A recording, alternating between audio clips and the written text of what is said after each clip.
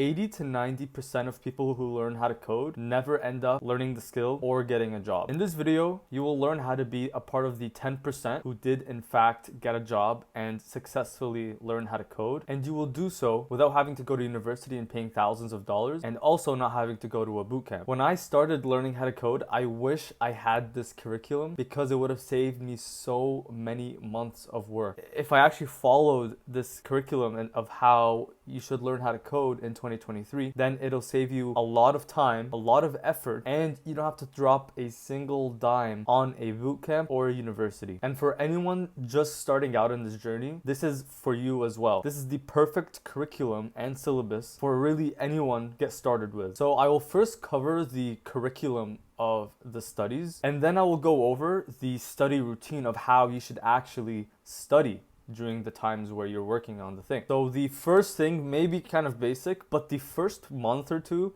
should be dedicated to learning HTML, CSS, and JavaScript. Now you may be saying, oh, I have to pay for a bootcamp, I have to do this, I have to do that. You can learn all three of these through free code camps, free courses online. They have a JavaScript course as well as an HTML and CSS course. And before you think that it's bad because it's free, it is one of the best curriculums out there. Not only is it free, but you're getting a better curriculum than you would at a lot of places that are paid for. I could be a test to that. So now, let's say after a month or two of actually working really hard on the three languages, the next thing that I would learn, and what I in fact did learn, is React. Now React is a little bit of a harder language. It's a library framework of JavaScript, and you'll learn a little bit more about how to make stuff more efficient, how apps are actually made on the internet, like good apps, as well as you're learning a new language and framework, which is always good to have. React is quite hard. Like, this is gonna be a little bit of a hard period for many of you guys, and I am sort of in this position right now where I am getting my foot through the door with React, and I freaking wish I learned this earlier because you learn a ton more about JavaScript, and it makes your code a whole lot easier if you actually know how to code in React. And this should take you around a month or two, just learning the basics and doing tutorials and all and the like. And to find free resources on this, you could just look on YouTube for tutorials. It's really simple, guys. You just have to find like an hour-long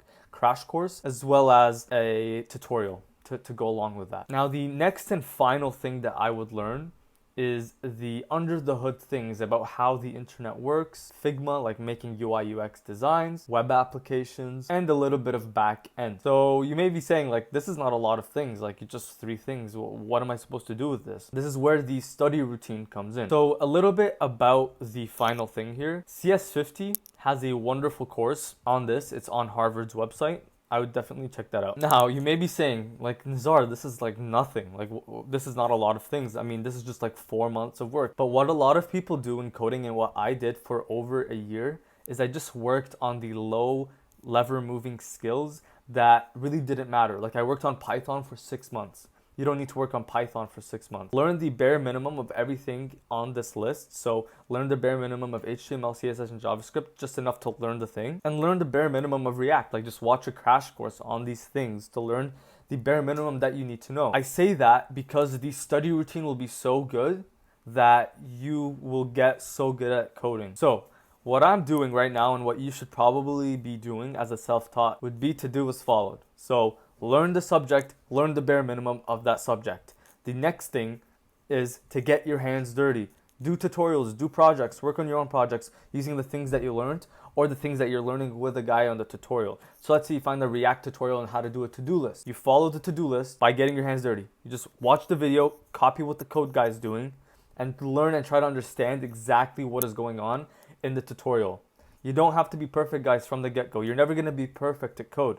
But by following this framework of learning the bare minimum, this is the best study routine I could find. Learning the bare minimum of that topic, let's say backend, and then applying what you have learned 1 to 3 times with tutorials and then doing your own projects after is the best way to learn anything. You see these people on here, like, they say they learn code, but they're just reading or following Free Code Camp, or they're following Codecademy and not really doing their own projects and following along with people who know actually how to do it correctly.